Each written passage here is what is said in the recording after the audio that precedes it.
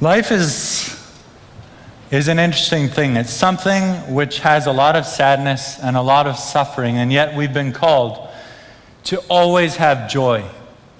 I wonder how the people in Pakistan right now are seeking their joy, are getting their joy.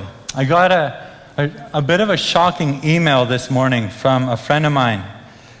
He wrote this: the United Nations said on Monday that the number of people suffering from the massive floods in Pakistan exceeds 13 million. Now listen to this. That is more than the combined total of the 2004 tsunami.